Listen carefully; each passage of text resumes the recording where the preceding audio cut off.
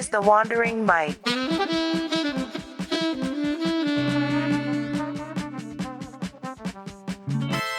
Welcome, everyone, to the Wandering Mic. Today I'm here with Kim. Hey, Kim, how you going? Hey, I'm good. How are you? I'm doing all right. It's been a weird journey to get here, but Yes, I convinced you to take me to the pub for a drink to celebrate my fantastic day at work. And yeah, I'm sure it has been a bit of a wild ride for you. well, I think it is gonna be still a wild ride to come. But Really? yeah, we just got off work as well. I don't know if we want to talk about that, but the people do know what I've been doing the last couple of weeks, just because we talked about it on the podcast. Oh, So, cool. do you just want to tell them about your accomplishment today? Yes. So today I finally managed to get 10 meetings booked. It's been the bane of my existence for the past month and a half because I'd managed to get to a 9 quite early on in the job. And that day I was like, okay, oh my God, I'm going to get 10, 10, 10, 10. And I never managed to get the 10. And I was just like, oh, damn it. So since then, it's just been like, just the number of times I've gotten a 9 or an 8 or a 7 and never that number 10. So they finally incentivized it. They said to the team, whoever managed to get to 10 would get a bonus. And I finally did it today. Oh, on that note, you're welcome, by the way. Of what? You do know that I'm the reason you got that incentive. Because I told Michael, what if Oh, we get 10? really? Yes. Really? Because he said, so what you're going to do on your second day? You're going to do 7. I was like, well, what if I do 10? And then they both went, oh, I guess we have to incentivize that because it's a new personal Oh, record. I didn't know that. Yeah, because I was in the toilet. True. Oh my God, that's so funny.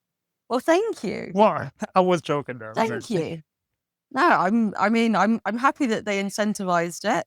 I'm also very happy that I finally managed to get that 10 because it was just like that number was just like resonating in my head and I was like, oh, I need to get 10, you know? And you did.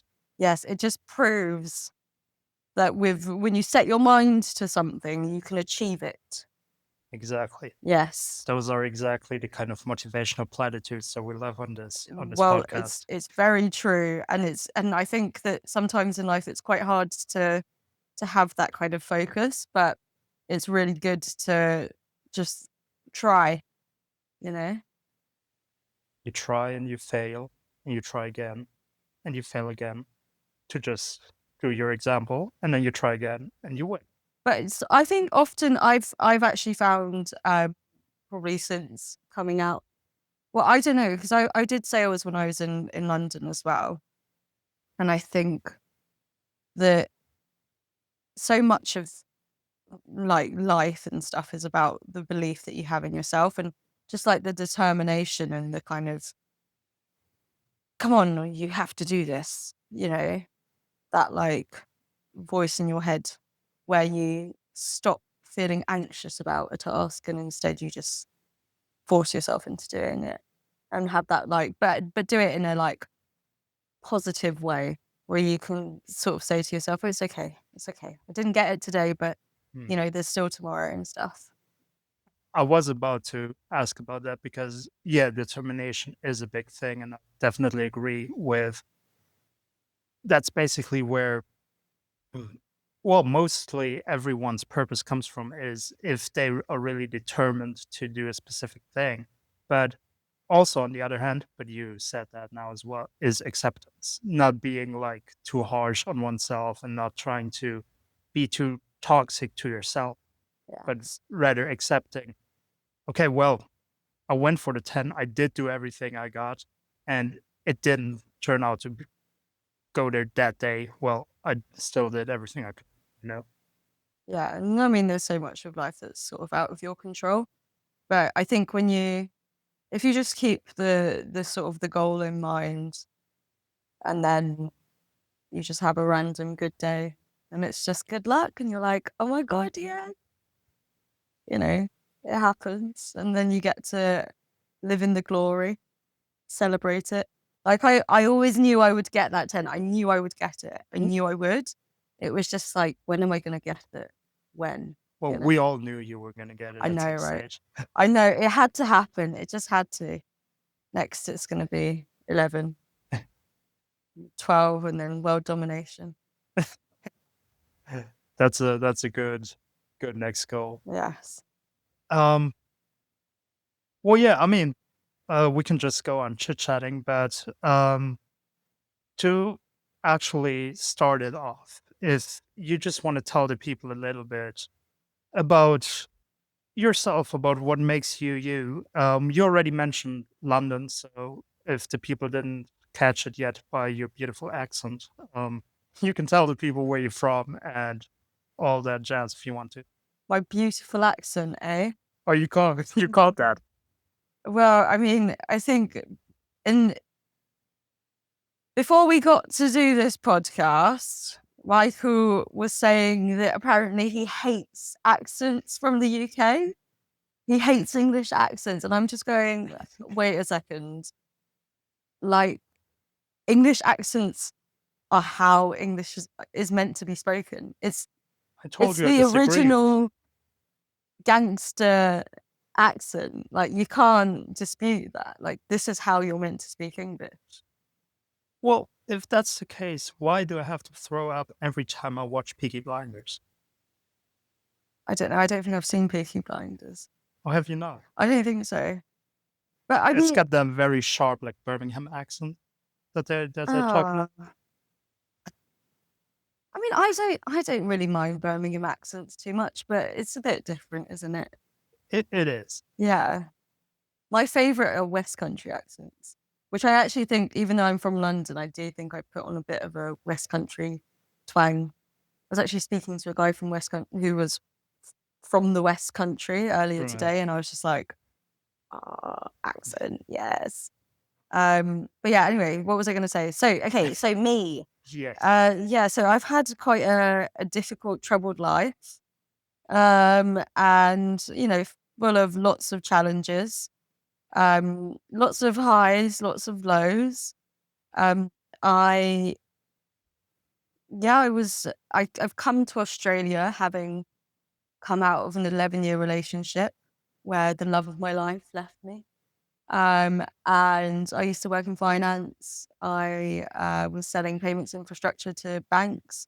So my companies provided the APIs to companies like Revolut and TransferWise and World Remit and all of these big fintechs and stuff. And I was, yeah, providing startup founders with the insights into how they could build their infrastructure, and also talking to banks about how they could create products within their kind of very old school technology setup is the best way to phrase it.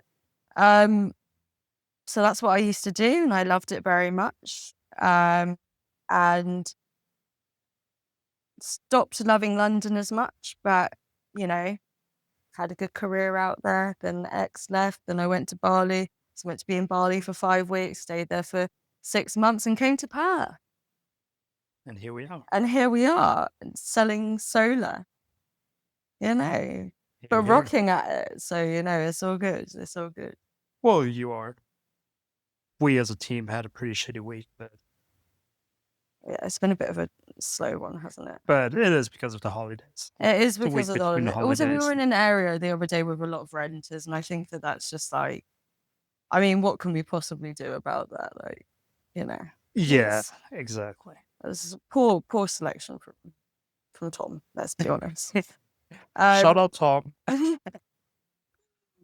no, I'm joking. Yeah, no, that's just how that day was. Yeah, and I think it's been just quite slow. Like lots of people have been away. Yeah. Um, but yeah, today was good.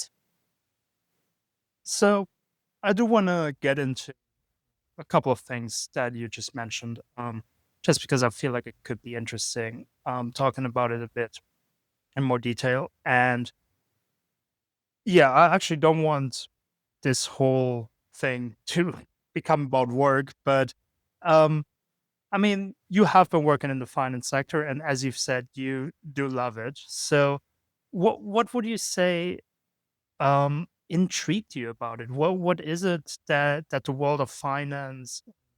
What what what makes it like so attractive to you? So I did drama at university. Right. When I was younger, I was actually quite good at maths and science, and then I had a bit of health issues for a couple of years, and so I only had like 30% attendance during my GCSE period, which is between 14 and 16. And it just meant that, I kind of went into my exams thinking, oh, I'm going to get A's because I'm just so used to getting A's. And then instead, I got a C in maths and I was just like, oh dear, why did this happen? I thought I could just rely on my intellect. Um, so I ended up sort of not really knowing what to do with life. I ended up going down this route of doing drama at university because the fees were going up Hmm. in the UK from 3,000 to 9,000, which is just sort of ridiculous, and why we've got such a generation that hates the Liberal Democrats. Um, and then I ended up managing to get into fintech. I worked for an invoice finance company. I think part of it was about impressing my ex's mum, sorry, um, because I just wanted her approval, I guess. Mm, Um, but then also I was interested in it because there was such a passion. Um, the people that were talking about fintech at the time described it in a way that was like, where like the techies that are gonna take on the banks and like right. they just had such passion about it and they really wanted to create products that were better for the end consumer. And I loved that. And, I worked with developers and things and they were really interesting. And I had a fantastic CTO who was really inspiring and it was just such a fun time. And I really enjoyed it. But unfortunately, the way that startups work is they had like a tranche investment, the investors pulled out. We had a period of not being paid for a bit and still having to Mm, work for the company. It was all very stressful. Um, and unfortunately, they got absorbed into Birmingham and anyway. right. Um, so then after that period of working in fintech, I worked for a bit in ed tech. And that was basically like a maths platform educating secondary school, not secondary school, primary school pupils. I thought it would be secondary school pupils as well, but unfortunately it was just primary school. Mm, Um, and I don't know, like it just wasn't my vibe. I just felt like when I was working in fintech, the types of, you'd go to these events and things, and it was like really interesting and stimulating. And the people who were in it were like really motivated. And there was just something about the atmosphere that I liked. It felt a lot more grown up. And I felt like there's so much that you can learn about that space. Um, and it just, there is a lot that you can learn about finance and it is very confusing and it feels like you're kind of growing as you're in it, which is, yeah, I think what I enjoyed. Um, and yeah, and then I worked in ed tech for a bit and then I was like, no, this isn't really for me. And then I wanted to do product and then I ended up working for the software development consultancy that built um, software for asset managers and hedge funds and FX brokers. And I really had no idea about any of this world, right. but I kind of had to learn it for the role I was doing. Um, and yeah, I don't know, like it just, That sounds like pretty serious stuff too. Like it's already high yeah, level. yeah, it was quite a weird, you know, right, you've never done this before, learn how asset managers work and what's going on with all of that, it was an interesting little experiment there. But to be honest, the thing is I actually did okay at being able to sort of understand what was going on without being like properly educated in it. I went to a lot of events and things, and I always liked going to networking events and things, like when I was working in London, because it just gave me exposure to. I didn't necessarily have to understand everything that was going on, but it was just nice to sort of be passively learning these things. Um, so yeah, we did that. Then I sort of started to work for companies that were doing more API driven technology. Yeah, the ones I mentioned uh, that were doing the APIs for Revolut and all of that. And yeah, baptism by fire. Did all of that, and it was yeah, lots of fun. But yeah, I don't know. Like I think it was just yeah. I mean, when ended up working in payments, the thing that was really interesting for me was the fact that I knew how all of these companies had like done it. Like I understood how the technology pieced together, and it's an Right. interesting sort of evolution of payments. There's so much of it is like based on like old school technology that they can't really replace because it doesn't make like it's not viable. Like it's that's so high risk to like migrate all of your accounts from COBOL to like something new. Like it's really high risk. So it's such a weird place to be in. And a lot of the payments infrastructure is just like layers that sit on top of old school technology. I don't know. It was just fun. It was just I don't know. I don't know why it was fun. It was just fun.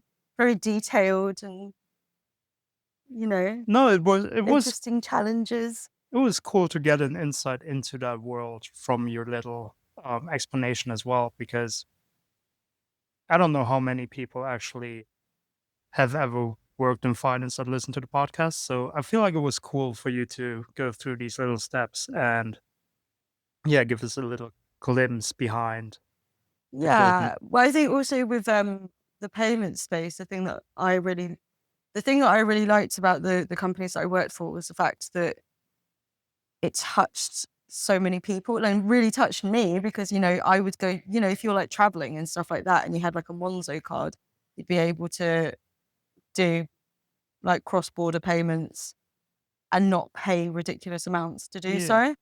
And obviously, with traditional banks, you didn't get the same sort of treatment. And I loved the fact that I was working for these companies that provided the foundations for those companies to exist. And it influenced how traditional banking worked afterwards. So, yeah, I don't know. I loved all of that. It just felt like, it touched so many people.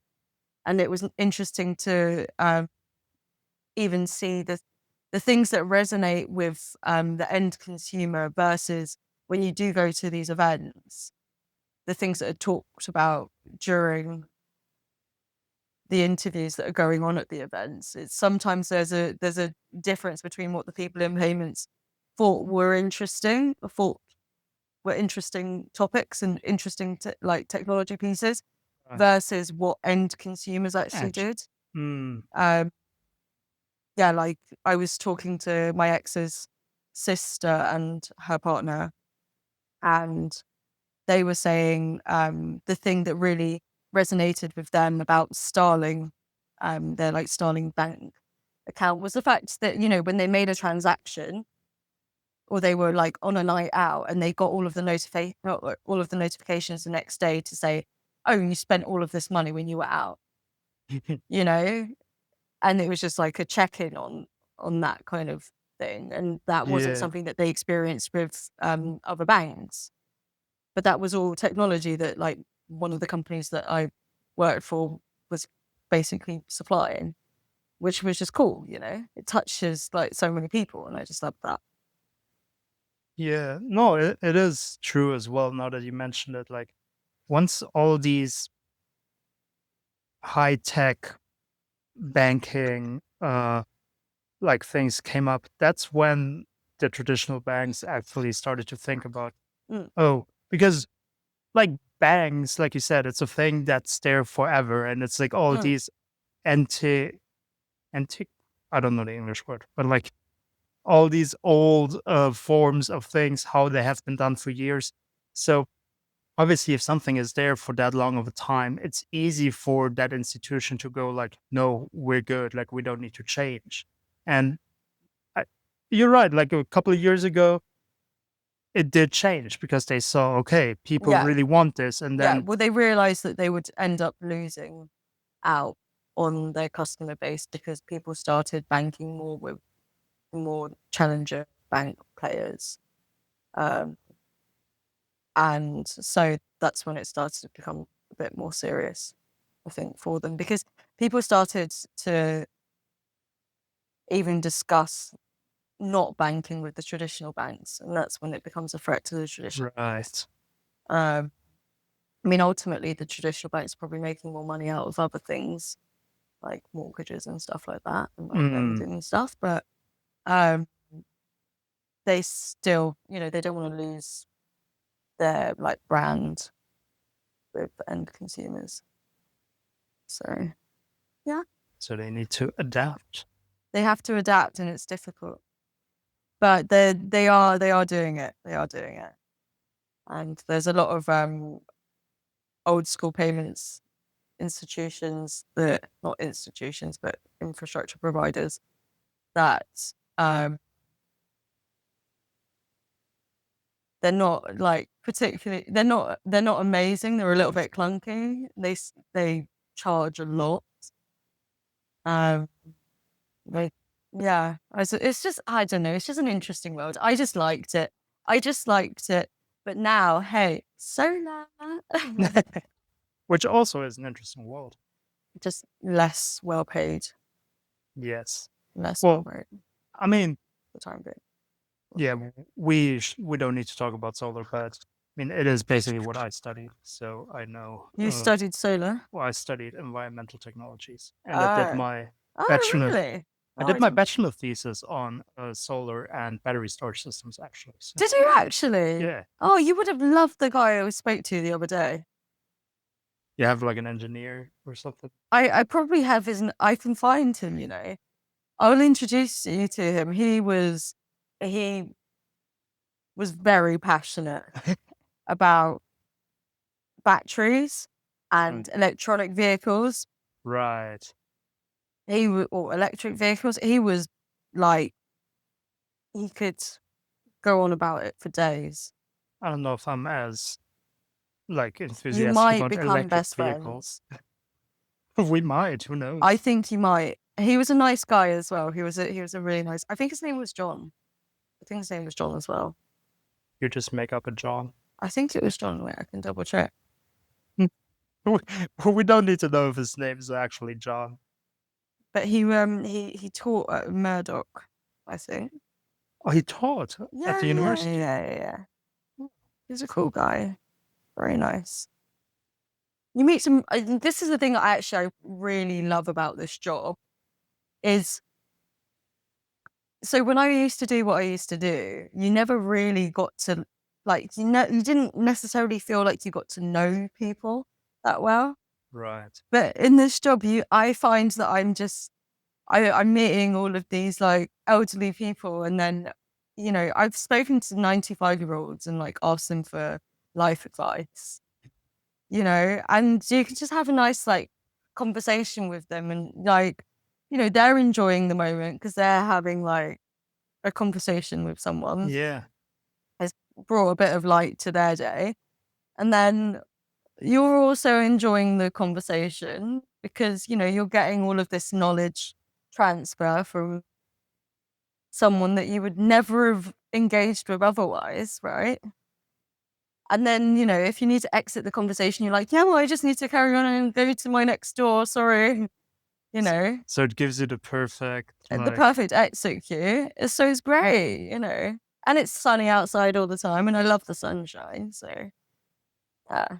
no, but that is a great point, and that's why I also love to speak with elderly or even older, more experienced people in whatever regard that would be, and just listen to them because they do have stuff to tell you, and there is a lot that we can learn from people that have already, you know, Experience life. exactly. Yeah. And I think also it's really interesting when I've when I was younger, so I'm 32.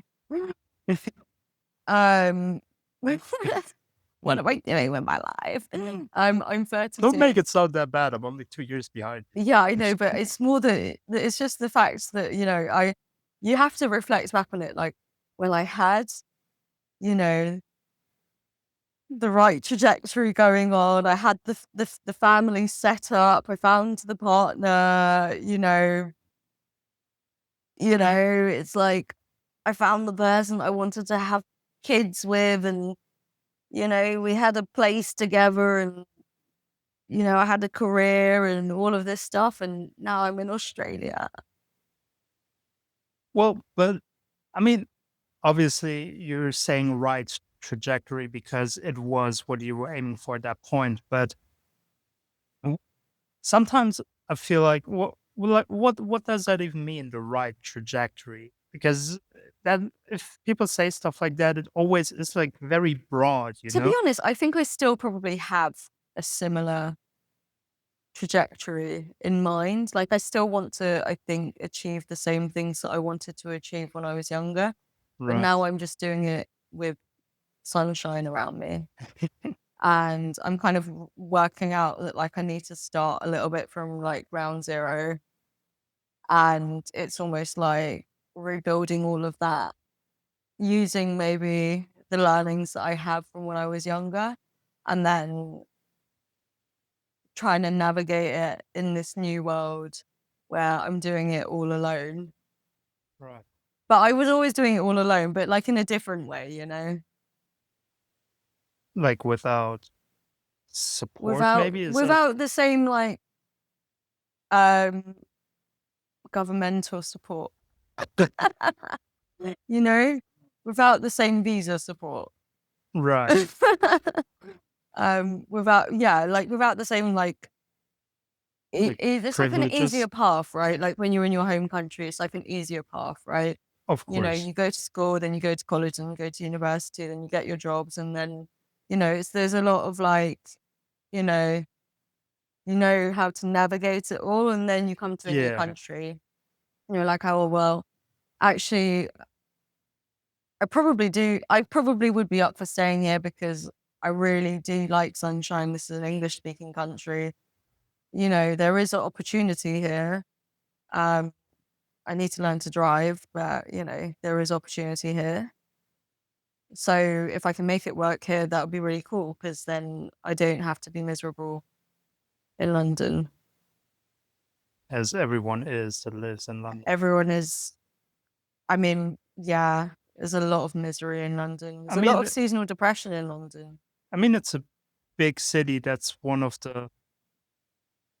I mean, every big city has problems, but then London also, like you said, doesn't have the most favorable weather, which obviously plays into your mind. And Very wet and cold, and the tubes are like, oh my god.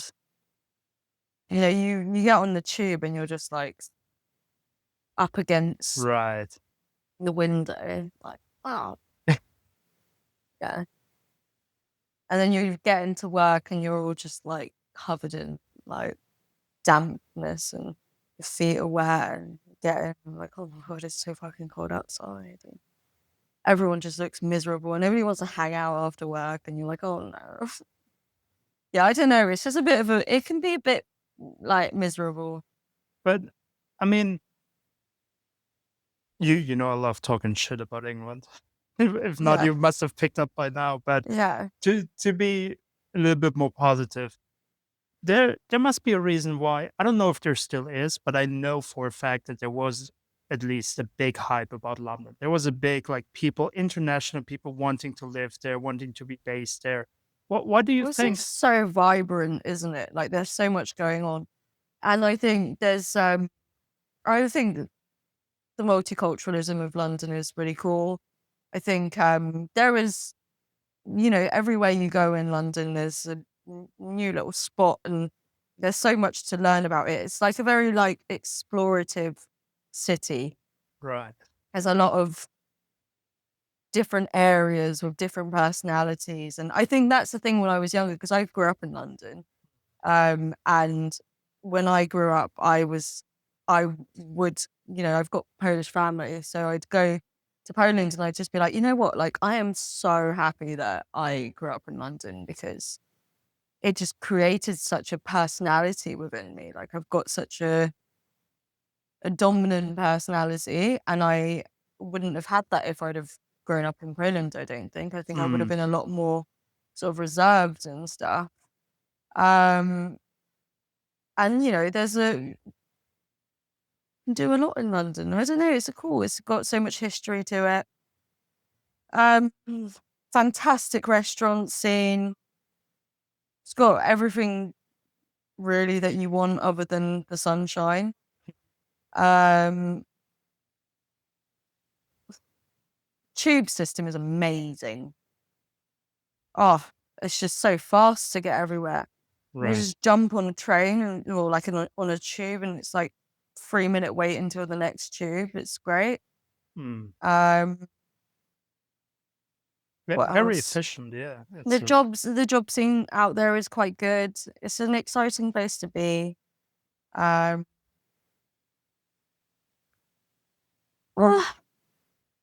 I think when I was younger, there was even more personality to it. I actually think Mm, that that's something that's died out quite a bit. Like, I used to like going to Camden when I was younger, and it was just such a cool vibe there. And it's not as, I just don't think it's as cool as it used to be. It's kind of,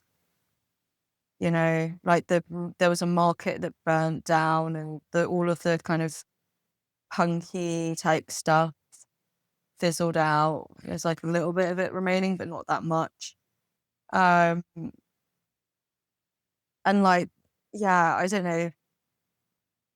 It's not the same vibe as it used to be. And also, like, when I was younger, I went raving and things like that. There was like this nightclub cable that was awesome, but then National Rail shut it down.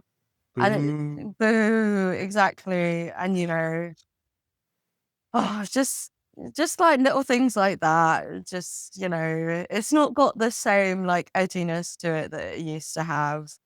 Um, it's like a shell of the London it used to be. Well, But the personality, there is still strong personality there. no, but I mean, I wanted to say everything was better in the past. You know that saying, like everything was better. You're saying that we're getting old. No, I'm saying people tend to romanticize what has been, and don't. Well, maybe I'm saying we're getting old, I but don't, you say that, but like, I feel like at the moment, I would say that I'm actually really enjoying the present moment, like what I'm doing, even if I'm not being paid as much as I was when I was in London. That's a thing that pisses me off all the fucking time. but you're Like, not paying as much probably. London must be I don't know that expensive to live in. I don't really know that that's true, because I had my life set up there, didn't I? Um, but no, I think I've got more money stresses out here than I did when I was in London. Right. But I'm still, I kind of look at it as because I really don't think that Australia is that cheap to live in. Um, but I do think that the kind of the happiness that I get from it actually being sunny a decent amount of the time makes up for it. And, you know, I don't mind it taking like way longer for me to get to a place because I don't drive, Mm. and having to like factor in the irritating transport system here. Um, because if my day to day is just a bit happier, then that's okay. And I'm enjoying that. No, that is what matters at the end. It's like that's what I definitely discovered as well. Um, while moving to Portugal and working and living in Mm. Portugal, it's like objectively you can find so many things where you say, well, the standard of this, the wealth, is better in Germany, but that Yeah. you just look at the people and you just look at yourself and you're just on the Yeah. street enjoying life, and And that's just the vibe is just better, right? just counts for so much more. Yeah. I think that's just it. Like, if you're surrounded by miserable people all the time, like it just drags you down. Yeah. And like if you're around, like actually in Australia, if you think about it, if we were doing this door to door thing in London or Yeah. somewhere else, people would just be like, Like, fuck fuck off. off. Yeah. Yeah. Like just slam the door in your face. Like, I've done that in London. I've definitely done that. Just like, no, J no, yeah. no. I'm just not gonna even respond to you. And the first instance of me like knocking on doors out here, I was like, oh shit, people are actually being like really polite. It's like, what is going on? Yeah, they actually listen to you, they take the They're, time to yeah, respond, tell you the reasons why they're not interested, like, yeah, they're really polite about yeah. it. It's really nice. And also the other thing I've observed is if I've knocked on doors with like 95-year-olds and they look young, Yeah, they definitely don't look that old. and you're like, well, I'm just like, if this person was in London, they'd be dead. You know, No, but I know what you mean. I do know what you s it's just a very there is like I think because I am quite a like energy driven type person, and I'm quite receptive to all of this, and I do take on that like energy that people project out to me, Right. and so there is such a night, and it's why I loved Bali as well. It's just there's something about people having good energy that it rubs off on you, and it just makes you feel like you're in a better mood, and you don't get that in London. Well, I use that, though, to transition to a topic I wanted to ask you about, anyway, which is Bali, because you mentioned, the original plan, you just wanted to go there for a little bit, 5 weeks in Bali. Well, and it was meant to be 4 weeks in Bali and 1 week in Thailand, but yeah. did you ever go to Thailand? Yeah, yeah, I went to Oh, you went Thailand, as but well. it was raining, so I was basically my original plan, 'cause I was trying to make it work in London after losing my so I was so basically I worked in payments, infrastructure, and then I worked in business insurance, which was a job that I was not entitled to be getting because 'cause I'd never worked in insurance, but because of my background in payments, someone in the network was like, "Hey, I heard that you're available. I have this role." And I was like, "Okay, but you have to make it worth my while." And so then I was managing someone. It was my first manager position. And I was very happy about that because it's quite challenging doing all of that sort of stuff in London in finance as a Yeah. girl, sales and stuff. Um, and I said to my manager at the time, "Are you sure? Um, are you sure that, I'm suitable for this role? I really don't know very much about insurance at all." And then he said, "Yes, of course. You don't need to know about insurance. I can teach you about that, but the payment side."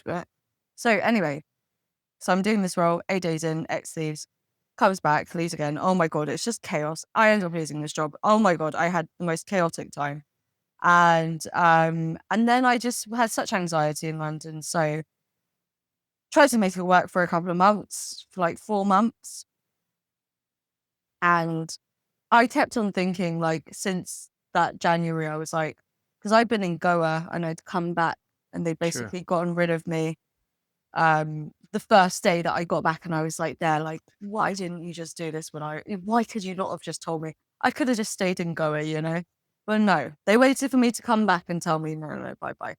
That is ridiculous. I mean, you told me the story, and that's just I know. fucking And like, that's like the extreme of that story. no, yeah. And it was just barbaric. That It was just that's so not bad. It was yeah. so not on. But anyway, so I just like at the time I was just I need to keep this job. If there's one thing I need to do just to have some sort of grounding of my life, it's to do Mm, this. And I didn't. And I remember in that meeting just sort of laughing, just sort of not even laughing, not outwardly laughing, but internally like, Right. this is just so ridiculous. Like I just Mm. knew this would happen. Um, and so then I just sort of struggled for a couple of months out there. Um, and it was quite severe anxiety, like to the point where it was like my focus was so off that I was looking at my inbox multiple times. Like I was really, it just picture like, have you ever seen these like, have you ever been to Vietnam Zoo? The animals in the cages at Vietnam Zoo is a horrendous experience. Right. Don't recommend it. I did it because I'd like read bad reviews, and then I did it because I was like, how bad can it You possibly be? But it mm, was, when people go to see the Holocaust type stuff, you know, right. concentrate. Anyway, um, yeah, no, it was just, just pacing my bloody flat, like losing it from so much anxiety. And I just was like, I can keep on trying to sort out my life right now, but I've had some good opportunities, and the anxiety is just preventing me from being able to do anything and function correctly. So I need to get away because I've been thinking about it for a couple of months, and then I was like, no, I'm just going to do it. So the original plan was to go basically to Bali, join this couple that I'd met recently in Bali for a bit, and then go to Thailand, go climbing. Mhm. And I went to Bali. I ended up booking because I'd done like a outbound flight to Bali and a return flight from Thailand, and I was Mm. coming back to go to my friend's hen do in Cork. Um, and I'd met someone in Bali who'd said to me that it sounded like my body needed more time Right. to just chill, and he suggested that maybe I should stay in Bali for a bit longer. And I was like, hmm, I guess that kind of makes sense. And then I went to Thailand, and I was sort of like debating in my head, what was I going to do? Like, what should I do? Like, should I go back to Bali? I was meant to stay. I had actually like a 2 month visa for Thailand, um, but it was raining there, so I didn't even manage to go climbing. And and then I was just like, I messaged my friends and I was like, "Do you mind if I don't come to your wedding?" She was like, "No, of course not, babes. Like, I know how much you've been through recently." And so I booked a flight back to Bali. Nice. Ah, and then I partied a lot, and it So was fun. so that's the majority of, like, what happened in Bali was partying? Was there, like, because like, half a year is a long time to for Half a things year. to happen, for to Well, I realize just, what it things is, I to just met so many, like, basically, I had my savings and stuff, and I was like, I really just didn't know what to do with myself. I really just, I mean, I'd had a business idea for Bali. Um, well, you still do, right? yeah, yeah, I still do. I still do. And I am working towards it. But I had this idea, and I had this vision of this idea in my mind. And I was like, oh my God, like, if I did this, I would be happy. Like, and it wouldn't matter that like me and my ex had broken up, because I would just genuinely be happy in myself for this thing that came out of this torture. Um, and it would have all been, there would have been a reason for it all. It would have like, there would be a like purpose to the sadness. Um, and I don't know, I just had this vision, and it made like, it was a good motivational sort of goal to have in mind. But the problem was that really I kind of acknowledged that like I wasn't really ready in that like headspace to be able to do anything with that. and that really I needed to focus more on just my own sort of growth and healing and to just coast and fuck around for a bit and do something that I hadn't done ever. which is definitely important as well. It is important to listen to our body and basically acknowledge when it's time to just step back a little and, Yeah. not be in. Because we talked in the beginning about determination and all that stuff, but sometimes we also need the exact opposite. We just need to have Mm. nothing going on, to be with ourselves, to be To blow all of our savings well, and then to regret blowing all of our savings because that was a bit silly.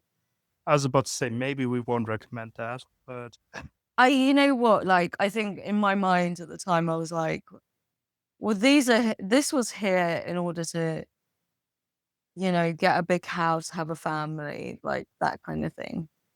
Like, this was all saved up with that in mind. mm, Now, if that's not going to happen, what am I right. sitting on this for? Like, yeah, I was pretty suicidal at the time. I was like, what's the point in this being here? If you're already contemplating ending it all a lot and you're attempting it a decent amount, then what's the point in the savings being there? Well, Okay, goodbye. You know? And I think, money comes and money goes. And like now that the is most definitely true. important thing is you're kind of being able to get yourself out of that kind of headspace and to try and focus on the pleasant things in life. And that's what I've done a lot of is sort of just looking out and being like, oh wow, isn't this beautiful? And I do that quite a lot. Like I try to see the good now. And I didn't see any good when I was back in London. Like at that point it was so dark. And I feel like with stuff like that, because I personally also learned to, well, actively look for the good. And I feel like you can definitely, like, people can actually train their minds to concentrate more on the good rather than the bad. Mm. But what I definitely also know is that a change of scenery can help Mm. tremendously in like establishing something like that. Yeah, well, I mean, I think for me, when I was in London in my flat, I would like when I say I was pacing around like a one of those animals that I saw in that zoo, like it was literally like I would be walking around my flat. I would have multiple episodes of just texting my ex. The anxiety I had was just so bad. It was like just pure doom. And when I got to Bali, the first week I was in Kuta, I just didn't talk to anyone. I Well, most of the first week, I just didn't talk to anyone. I just had like massages and just like cried. And and I was just like, I just need to absorb the sunshine right now. And then I just like started to like progress. And the change of scenery has been good. Like it's kind of dulled all of that pain. And it's been a lot more manageable, I think. Just being not in that environment. Yeah. Because like if we are in an environment that we have grown up in, that we have like years of history in, Yeah. obviously everything that you walk into is gonna trigger something. So Yeah. Well, yeah, I remember I went back to Clapham, after me and my ex were broken up, and I walked outside, and, I was living in Finsbury Park, like, then and everything, and I'd walked outside, I'd been invited to someone's house and stuff, and I walked outside and I was like, like the panic and the just all of the, it just, because you just feel it so much. There's so much like memory there, and there's something really good Yeah. about just running away. Even though people have told me you can't run away from your problems, like I think you can if you just stay committed to running away. Well, if you do want a serious answer, I do feel like you can't run away from your problems, but I do feel like distance and time can help to reflect on the problems even from a Oh different yeah, perspective. yeah. I feel like at some point you do have to resolve whatever it is in your mind because obviously you're not at that location or that specific thing Mm, anymore. not necessarily, because I think if you can create if you can create the life that you want to somewhere else, if you don't really have a reason to go back, which the only thing that would draw me back to London at the moment is my old career. But Right. like, I have enough faith in my ability to create that somewhere else. Like, I can hustle. I can hustle my way up. Yes, you can, I as can, has shown today. as was displayed today. And if I just have that belief in myself that I'm capable of doing that, then why would I ever fucking go back? Like, it's just as more of a challenge. Like, this is, it's a challenge. It will feel very rewarding if I overcome it. And that place was probably just not where I was meant to be. I don't have to, the resolving part of it is more, maybe this is the resolution, right? The challenges that I'm facing at the moment, creating the life that I want to live that will make me happy, Yes. rather than feeling obliged to stay somewhere that made me eventually quite miserable. No, it definitely sounds like. And that can be a resolution as well. I just feel like because when people say that, they're like, "Oh yeah, I'm somewhere else now." Um, I just know for a fact that obviously it's still somewhere in your mind. So that's kind of just what I was getting at. Like you, in my mind, you can't run away in that sense because obviously everything that happened, you still know it has happened. But yeah, the time and the distance definitely like bring you I relief just from think, that. like, for me, I have a lot of trauma associated with that country. And I think I probably would have left there a long time ago, and I didn't because I had this relationship. Right. So, really, at the moment, I'm just overcoming the challenges that come my way in this new version of life. And if I really think about it, I don't really even see myself going back there. Like, I think that this is the right move. S- So you have been saying you can see yourself living here in Australia. I need to Um learn to drive first. Yes.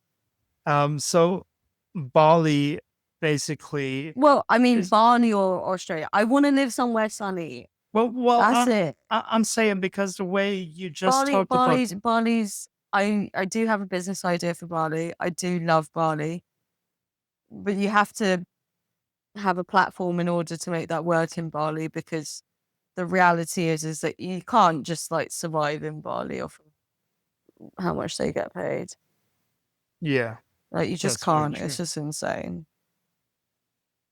So it would be an option though if it was feasible to live there. So what I was kind of getting at is Bali a thing where you say these 6 months happened, it was a great journey and Yeah, it it's was done? fantastic. Or is it something where you can say, okay, maybe Well, no, I'll go back and spend a considerable amount of time in that country again? I don't know, man. These are very deep life decisions to make. I'm going with the flow at the moment. I'm sort of working it out as I go along. I have an idea for a business out there. I know I'm not yet equipped to be able to do it. And that's okay. I'm making incremental steps towards seeing whether that's viable or not. It is somewhere that I could see myself living. It's a very nice, chill atmosphere there. But really, I think the big thing, the big draw has always just been just having sunshine Mm. and just wherever it is that just feels like the right vibe around me and stuff. So I don't know. There's a lot of the world to explore as well. Yes, there is. I think I had, to be honest, I think once my vision for Bali was um don't know, it probably came to me a few years before anyway, but like sort of expats that live in Bali and they set things up out there and they just have their happy little hippie family, kids running around on the beach, not stressed, going to international school, and it's a nice vibe. It definitely is. And there are some awesome restaurants in Bali. They've got great tuna. No, they got And great it's like fish in super general. random, just like, but there is great culinary.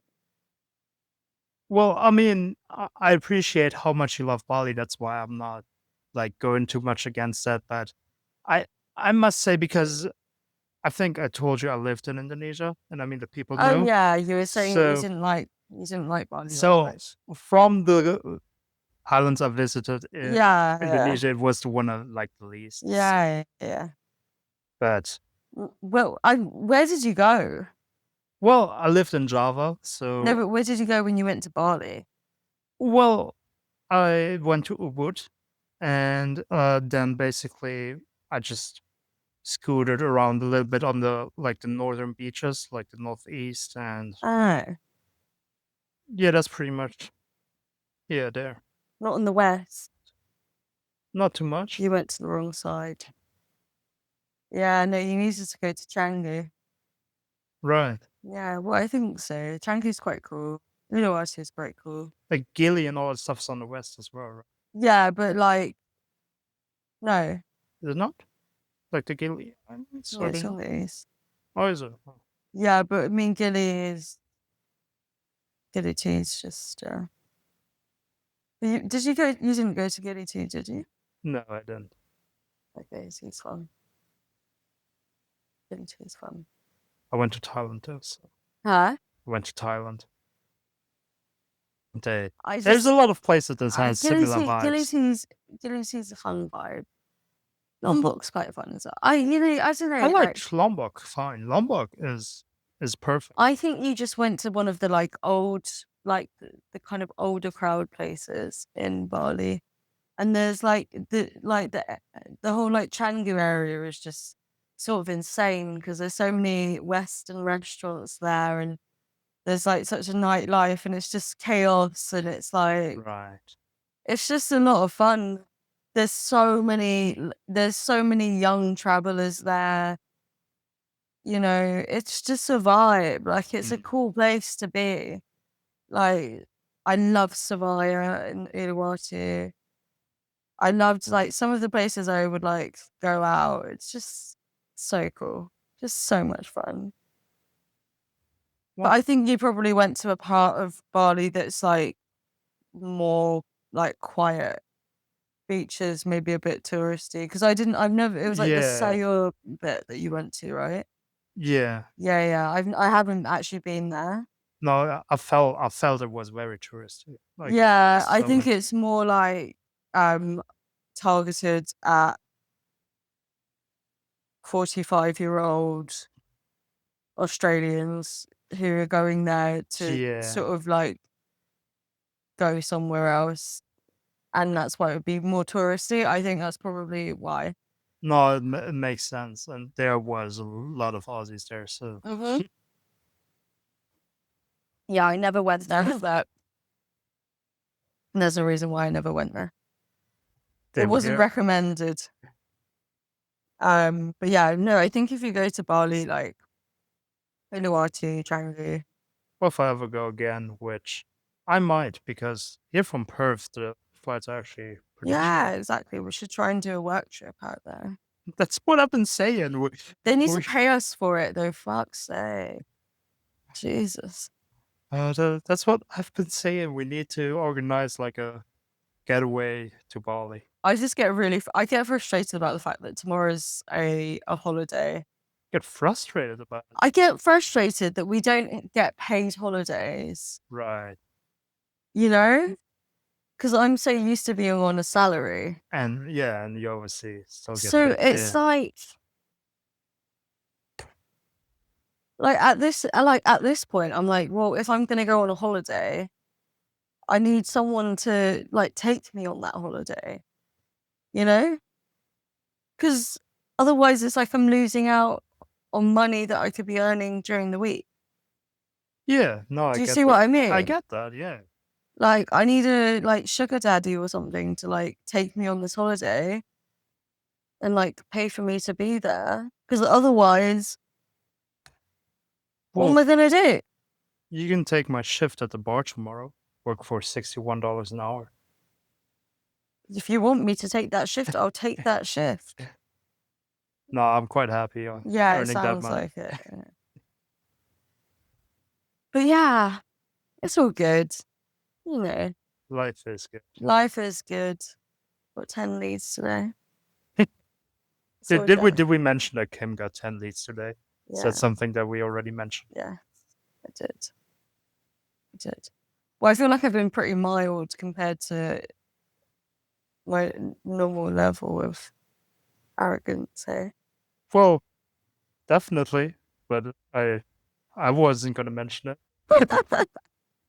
Yeah, well, we'll leave out some of the other stuff. Well, I mean, we pretty much went around everything. We did like a nice little circle convo, Yeah, circling back and forth through your finance, your England, your Bali, your Australia. Um, so I'm quite happy actually with our conversation. Is there awesome. is there anything that you would still love to tell the people inside of the computer? Hmm. Um,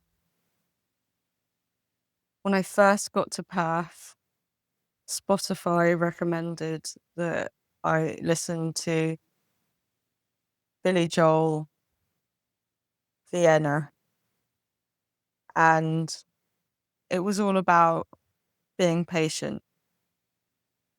And I think that that's sort of a mantra that I've tried to maintain since getting out here.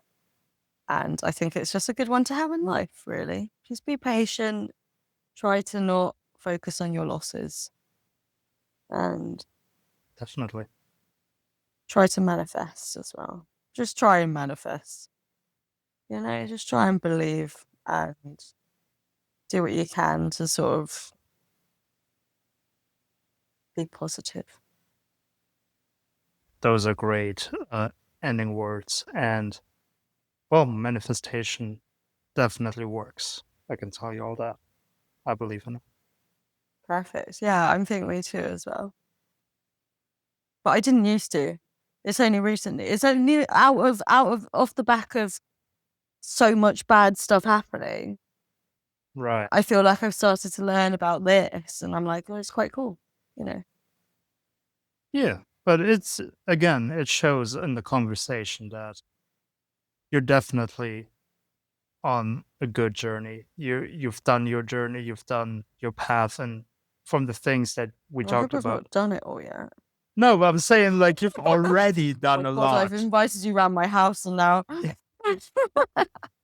No, but like you've obviously come a long way already. Yeah, You have. thank you so much. And that like just shows in the way that you've reflected it all as well, and the Mm. things that you're, you know, trying to be grateful every day, seeing the beautiful things, all that stuff.